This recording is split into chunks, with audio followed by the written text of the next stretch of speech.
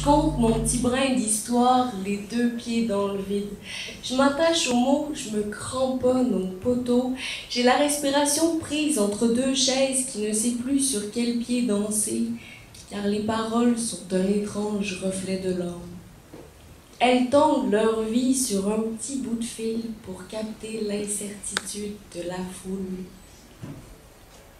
Je compte mon petit brin d'histoire, les deux pieds dans le vide, et dans le baluchon de mes passions, je lance une parole. Je pose un pas devant comme un missionnaire en Amérique pour fouler le territoire avec la simple volonté de peindre l'inatteignable sur les toiles des voiles, avec la simple volonté de s'ouvrir dans la fragilité de ces instants et de s'abandonner pour qu'on ne se sente plus seul dans certains sentiments.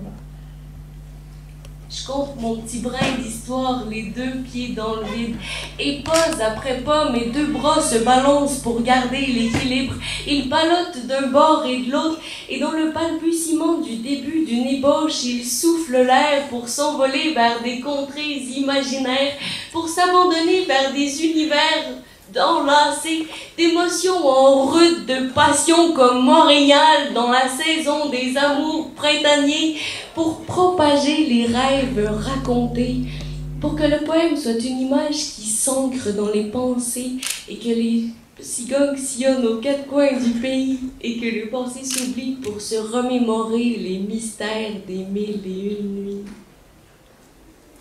Je compte mon petit brin d'histoire, les deux pieds dans le vide, et parole après parole, sur le fil infini des idées qui somnolent et qui rêvent un temps soit rien pour se briser au matin, les paroles se soulèvent comme une vague se déchire sur la grève, elles écument l'imaginaire, elles se décroutent d'un plancher craquelé pour plafonner sur le tréfonds de nos envies refoulées, pour qu'un instant seulement nous soyons la parole de l'autre,